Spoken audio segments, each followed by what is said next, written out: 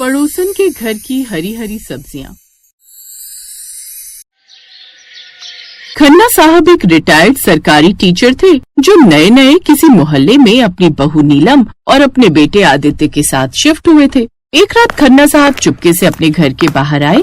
उनकी बहू नीलम ने उन्हें बाहर जाते हुए देख लिया। ससुर जी इतनी रात को चुपके चुपके घर से बाहर क्या करने गए? नीलम भी चुपके चुपके घर के बाहर आई तो अपने ससुर को देखकर दंग रह गई। हे राम, ससुर जी तो कौशल्या आंटी के घर में पाइप के सहारे चढ़ रहे हैं। तभी खन्ना साहब का पैर फिसला और वो जमीन पर धड़ाम से गिर गए। अरे कमर टूट गई रे। उनकी आवाज सुनकर उसी घर से ममता, उसका पति विक्रम और उसकी सास कौशल्या बाहर निकली। नीलम और उसका पति आदित्य भी बाहर आ गए। अरे खन्ना साहब, क्या हो गया आपको? कहीं चोट तो नहीं लगी आपको? अरे अंकल जी, यहाँ कैसे गिर गए आप? पापा चलो घर चलो, लगता है आप नींद में चलते चलते बाहर आ गए थे। हाँ, ऐसा ही कुछ हुआ था रे। उसका बेटा और बहू उन्हें घर के अंदर ले आए और बेड पर लिटा दिया। उन्हें छोड़ने कौशल्या भी उनके साथ ही आ गई। खन्ना साहब, अब आप ठीक है ना? कौशल्या जी, आप मुझे यहाँ तक छोड़ने आई तो मेरा दर्द पूरी तरह से गायब हो गया है। कौशल्या आंटी और ससुर जी के बीच मुझे कोई लफड़ा लग रहा है, पर अभी मैं खुलकर कुछ बोल नहीं सकती। खैर, अगली सुबह नाश्ता करके आदित्य काम पर चला गया। तभी नीलम ने अपने ससुर से बोला, ससुर जी, मैंने आपको देख लिया था कौशल्या आंटी के घर पाइप से चढ़ते हुए। भला पाइप से चढ़ने की क्या जरूरत थी आपको उनके घर में? बहू की इस बात से खन्ना साहब चौंक गए। तभी उन्होंने बात को घुमाते हुए कहा, बहू तुम मेरे साथ छत पर चल, मैं तुझे कुछ दिखाता हूँ। खन्ना साहब अपनी बहू को छत पर ले गए। फिर कौशल्या जी की छत की तरफ इशारा करते हुए बोले, बहू कौशल्या जी की छत पर देखो, कितनी हरी भरी सब्जियां लगी हुई हैं। लौकी, कद्दू, शिमला मिर्च, हरी मिर्च है। तो मैं ये सारी हरी सब्जियां ही लेने जा रहा था पड़ोसन की छत पर। तुम तो जानती हो मुझे ताजा हरी सब्जियां कितनी पसंद हैं और मार्केट में तो केमिकल वाली सब्जियां मिलती हैं। अच्छा, तो आप इतनी रात में हरी सब्जियां लेने उनकी छत पर जा रहे थे, वो भी पाइप से? अरे बहू, थोड़ा एडवेंचर करने में मुझे बहुत मजा आता है। ये सब करके मैं खुद को जवान फील करता हूँ भाई। खैर, धीरे धीरे शाम होने लगी। जब खाना बनाने का वक्त हुआ तब, बहू आज खाने में तो हरी भरी सब्जियां बनाएगी हैं? मैं कौशल्या जी से हरी सब्जियां मांग कर लाता हूँ। अरे ससुर जी, आप यहीं आराम कीजिए, मैं ममता जी से हरी सब्जियां लेकर आती हूँ। उनकी बहू ममता मेरी बहुत अच्छी सहेली बन गई है। अरे नहीं नहीं बहू, मैं खुद जाकर कौशल्या जी से हरी सब्जियां मांग लाता हूँ। नहीं नहीं ससुर जी, पड़ोसन से हरी सब्जियां तो मैं ही लेकर आऊंगी। इतना बोलकर नीलम तुरंत भागकर घर के बाहर आई और बाहर से दरवाजा बंद कर दिया। अंदर से खन्ना साहब दरवाजा खटखटाते रहे, लेकिन नीलम ने दरवाजा नहीं खोला। वो सीधा सामने पड़ोसन के घर चली गई। कौशल्या की बहू ममता ने दरवाजा खोला। अरे नीलम जी, आइए आइए, कैसे आना हुआ? ममता जी, मेरे ससुर जी को हरी सब्जियां बहुत पसंद है और आपकी छत पर हरी सब्जियां लगी हुई हैं, तो मैं बस हरी सब्जियां लेने आई हूँ। तभी वहाँ पर ममता की सास आ गई। अरे नीलम बेटी, तो तू क्यों सब्जियां लेने आ गई? जा अपने ससुर जी को भेज दे। अरे आंटी जी, ससुर जी ने मुझे भेजा है। मैं हरी सब्जियां सिर्फ उन्हें दूंगी, तुझे नहीं। जब वो नहीं मानी तब मजबूरी में नीलम वापस घर आ गई और अपने ससुर को भेज दिया। थोड़ी देर में आदित्य घर लौट आया। कौशल्या जी, अब मैं बुजुर्ग हो चुका हूँ ना, इसीलिए मेरा हाथ पकड़े रहना, वरना मैं गिर जाऊंगा। खन्ना साहब, आप तो ऐसे बोल रहे हैं जैसे मैं 18 साल की हूँ। अरे आप मेरी नजर से खुद को देखेंगी तो आप 18 साल की ही लगेंगी। खैर, लेकिन ममता और विक्रम ने उन दोनों की बातें सुन ली। विक्रम, मुझे लगता है इन दोनों के बीच में जरूर कुछ न कुछ चल रहा है। ममता, तुम मेरी माँ पर गलत शक कर रही हो। खन्ना साहब, मुझे पता था कि आपको हरी हरी सब्जियां बहुत पसंद हैं, इसलिए ये हरी सब्जियां मैंने आपके लिए ही तो उगाई हैं। खैर, काफी देर हो गई, लेकिन खन्ना साहब और कौशल्या जी नीचे नहीं आए, इसलिए ममता और विक्रम दोनों छत पर पहुंच गए। उन्होंने देखा कि अभी तक सिर्फ एक लौकी ही तोड़ी थी उन लोगों ने। अपने बेटे बहू को देखकर कौशल्या चौंक गई। अरे माँ, अंकल जी को जल्दी से सब्जी दीजिए ना, आदित्य जी घर पर आ गए हैं, बेचारे भूखे होंगे।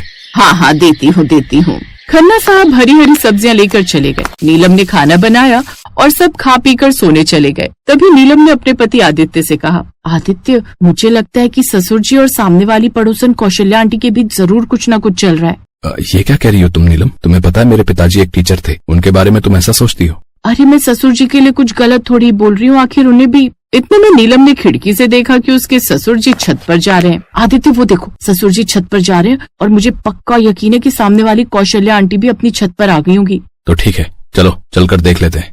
खैर, खन्ना साहब अपनी छत पर पहुंच गए और कौशल्या जी अपनी छत की बालकनी पर। दोनों बड़े ही प्यार से एक दूसरे को देख रहे थे और बातें कर रहे थे। खन्ना साहब, वो चांद देख रहे हैं आप? इस काली रात में कितना खूबसूरत लग रहा है। कौशल्या जी, मुझे आपके अलावा कोई दूसरा चांद यहाँ दिखाई नहीं दे रहा है। खन्ना साहब, आप भी ना। उन दोनों को इस तरह बात करते हुए खन्ना साहब के बेटे बहू ने भी देख लिया और कौशल्या के बेटे बहू ने भी। तभी आसपास के कुछ मोहल्ले वालों ने भी उन्हें देख लिया। ये दोनों बुढ़े बुढ़िया हर रात ऐसे ही छत पर खड़े होकर एक दूसरे से बातें किया करते हैं। शर्म भी नहीं आती इस उम्र में ये सब करते हुए। सुबह होते ही उनके पड़ोसियों ने आदित्य, विक्रम, नीलम और ममता को बुलाया। अरे, तुम लोगों ने आंखों पर पट्टी बांधी हुई है क्या?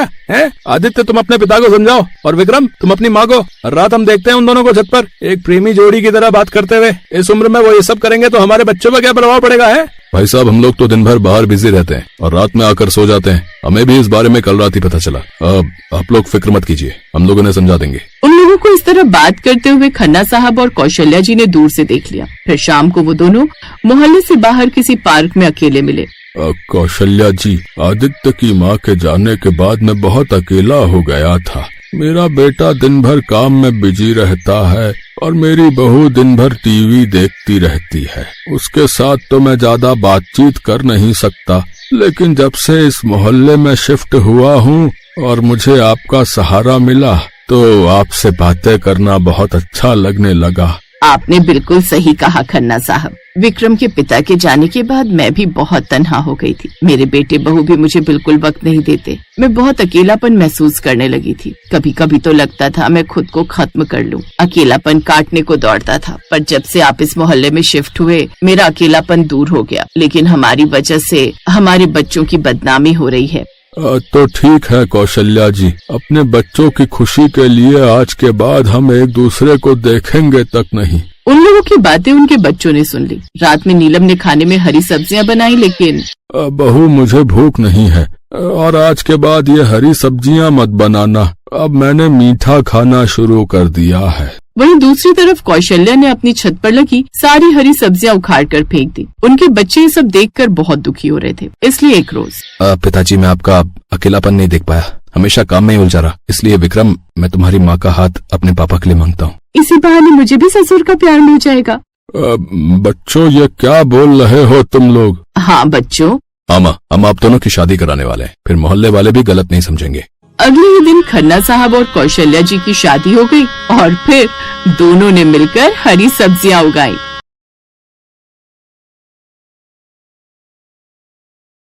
गोमती ने देखा कि सुबह के 5 बज गए हैं। वो जल्दी जल्दी उठी और मंडी जाने के लिए तैयार हो गई। उठ गई गोमती?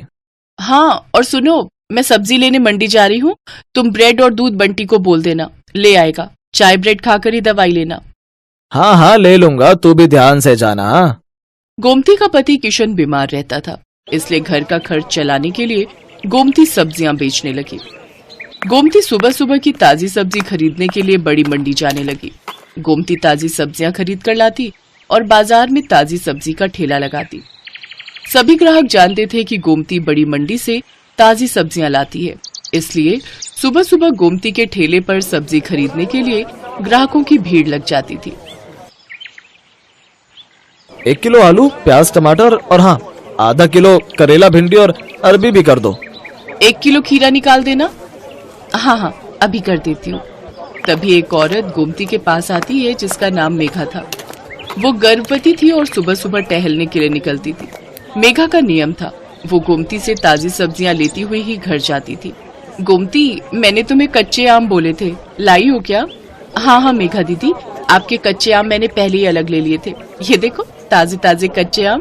अरे वाह, इन कच्चे आमों को देखकर तो मेरे मुंह में पानी आ रहा है। वैसे कुछ भी कहो, सुबह सुबह की ताजी सब्जी की सुगंध ही अलग होती है, जो पूरे बाजार में सिर्फ तुम्हारे ठेले पर ही मिलती है। मुझे लगता है तुम बहुत मेहनत से सुबह सुबह बड़ी मंडी से ताजी सब्जियां लाती हो। कितने बजे उठ जाती हो गोमती? मेघा दीदी, रात को देर से सोती हूँ और आप तो जानती ही हो, बंटी के पापा की तबीयत ठीक नहीं रहती। पूरे घर का काम देखना होता है, फिर सुबह सुबह मंडी निकलती हूँ 5 बजे उठकर। उसके बाद घर जाना ही नहीं होता, सीधी यहीं आ जाती हूँ और ठेला तैयार करती हूँ। और कोई सब्जी चाहिए दे दूं क्या? और आज आप अकेले आए हो? अक्सर तो आपके साथ अमर भैया होते हैं। हाँ, अमर को कुछ दिनों के लिए ऑफिस के काम से बाहर जाना पड़ा, आ जाएंगे बोल रहे हैं। वैसे मैंने माँ को बुला लिया है, अकेली होती हूँ ना घर पर तो मन ही नहीं लगता। एक काम करो, मैं तुम्हें सब्जियां बता देती हूँ, क्या तुम रोजाना मेरे घर पर ताजी सब्जियां दे जा सकती हो? अब चला नहीं जाता, पूरा टाइम है ना इसलिए। हाँ हाँ, आप चिंता मत करो मेघा दीदी, मैं रोजाना सुबह सुबह की ताजी सब्जी आपके घर पहुंचा दिया करूंगी। इस हालत में आप अपना ख्याल रखो और किसी भी चीज की जरूरत हो तो मुझे वो भी कह देना, मैं ला दिया करूंगी। मैं तो बड़ी मंडी जाती ही रहती हूँ। बहुत बहुत धन्यवाद गोमती, नहीं तो आजकल इतना कौन करता है। ठीक है, अब मैं चलती हूँ, ये मेरा फोन नंबर है, मैं तुम्हें सब्जियां बता दिया करूंगी, तुम पहुंचा दिया करना। ठीक है दीदी, इसमें अपना नंबर आप खुद ही डाल दो, मुझे डालना नहीं आता। हाँ हाँ लाओ। मेघा अपना नंबर गोमती के फोन में सेव कर देती है और उसका नंबर भी अपने फोन में ले लेती है। मेघा गोमती को फोन पर बता देती थी कि उसे सब्जी में क्या चाहिए। हेलो, हाँ मेघा दीदी, ठीक है, मैं अभी ठेले पर पहुंचूंगी ना तो पहले आपकी सब्जियां ही अलग करके दे जाऊंगी, उसके बाद ठेला लगा लूंगी। ठीक है गोमती। तुम्हारी ये सब्जी वाली बहुत अच्छी है, बेचारी रोजाना सुबह सबसे पहले तुम्हारी ही सब्जियां अलग करके दे जाती है। इसकी दी हुई भिंडी मैंने कल काटी थी, एक भिंडी खराब नहीं निकली, सब ताजी कच्ची कच्ची भिंडी थी। हाँ माँ, बहुत अच्छी है गोमती, पर बेचारी का पति बीमार रहता है, 3 छोटे छोटे बच्चे हैं, अकेले ही सब्जी बेचकर घर का गुजारा कर रही है। गोमती सच में बहुत अच्छे स्वभाव की थी, ये बात मेघा और उसकी मम्मी जानते थे। एक दिन बहुत तेज बारिश हो रही थी, सड़कें पानी से भर गई थी, निकलने का भी कोई रास्ता नहीं था। गोमती सब्जियां तो ले आई थी पर ठेले पर नहीं लगा रही थी। आज तो बारिश ने परेशान कर दिया, सोच रही हूँ ठेला रुक कर लगाऊं, सड़कों पर पानी भरा हुआ है, कोई सब्जी लेने नहीं आएगा, थोड़ी देर बाद ही लगाऊंगी। अभी सारी सब्जी की बोरियां यहीं साइड में रख देती हूँ। एक काम करती हूँ, मेघा दीदी ने कल कच्चे आम बोले थे और बाकी सब्जियां भी तब तक उन्हें दे आती हूँ। आज उनका फोन भी नहीं आया, उन्हें लगा होगा कि मैंने बारिश के चलते सब्जी नहीं लगाई होगी। बारिश का पानी भी थोड़ा उतर जाएगा, बोरियां यहीं ठेले पर बांध जाती हूँ। गोमती ने सब्जी की बोरियां ठेले पर बांध दी और ठेले को जंजीर से बांधकर वो सब्जियां देने के लिए मेघा के घर चली जाती है। पर वो देखती है कि मेघा की तबीयत बहुत खराब है और जिस डॉक्टर से उसका इलाज चल रहा है वो उसका फोन नहीं उठा रही है। अस्पताल में भी कोई फोन नहीं उठा रहा, जिस वजह से मेघा और उसकी मम्मी बहुत परेशान हो रहे थे। मम्मी, कोई भी फोन नहीं उठा रहा, मेरा दर्द बढ़ता जा रहा है, मुझे लग रहा है मेरा लेबर पेन स्टार्ट हो गया है। मुझे भी यही लग रहा है कि तुम्हारे बच्चे का दर्द शुरू हो गया है। एक तो बारिश में कोई कैब भी बुक नहीं हो रही। आंटी जी आप चिंता मत करो, यहाँ थोड़ी दूरी पर ही मेरी जान पहचान वाले एक ऑटो वाले भैया रहते हैं, मैं अभी उन्हें लेकर आती हूँ। मुझे लगता है आज बारिश की वजह से वो काम पर नहीं गए होंगे। गोमती उस ऑटो वाले के घर जाती है जिसे वो जानती थी। बारिश की वजह से ऑटो वाला भैया आज काम पर नहीं गया था। गोमती के कहने पर वो अपना ऑटो निकाल लेता है। वो सब मेघा को अस्पताल ले जाते हैं। गोमती मेघा की मम्मी के साथ वहीं रहती है। बारिश भी अब रुक चुकी थी, पानी सड़कों से उतर गया था। मेघा के हस्बैंड को जब ये बात पता चलती है तो वो सीधा हॉस्पिटल ही आ जाता है। मेघा एक बेटी को जन्म देती है। थैंक यू गोमती, अगर आज तुम ना होती तो न जाने कितनी परेशानी हो जाती। अमर तुम्हें पता है, गोमती ही ऑटो वाले भैया को लेकर आई थी। थैंक यू गोमती, तुमने आज हमारी बहुत मदद की है। इसमें थैंक यू की कोई बात नहीं है भैया, ये तो मेरा सौभाग्य है कि मैं मेघा दीदी की मदद कर सकी और मैं बहुत खुश हूँ कि मेघा दीदी ने इतनी प्यारी सी गुड़िया को जन्म दिया है। अब तो मैं मिठाई खाऊंगी। गोमती को ध्यान ही नहीं रहा, वो अपना ठेला और सब्जियां सुबह से छोड़कर आई हुई थी। सब सब्जी वाले बारिश की वजह से वहां से जा चुके थे। गोमती देखती है उसका ठेला और सब्जियां कोई चोरी करके ले गया। गोमती बहुत रोती है। ये बात जब मेघा और अमर को पता चलती है तो वो गोमती की मदद करते हैं। गोमती, हमारी अपनी दुकान कब से खाली पड़ी थी, अब तुम हमारी दुकान को अपनी सब्जी की दुकान बना लो। अब से तुम दुकान पर बैठकर सब्जी बेचा करो और टेंशन मत लो, हम तुमसे दुकान का कोई किराया नहीं लेंगे, तुम आराम से अपनी सब्जी की दुकान चलाओ। गोमती की आंखों में खुशी के आंसू आ जाते हैं। कुछ समय बाद गोमती का पति किशन भी ठीक हो जाता है। अब वो दोनों मिलकर मेहनत से सब्जी की दुकान चलाने लगे। दुकान बनने की वजह से गोमती के पास और भी ग्राहक बढ़ गए। सब जानते थे कि अगर सुबह सुबह की ताजी सब्जी कहीं मिल सकती है तो सिर्फ गोमती सब्जी वाली की दुकान पर। Thanks for watching.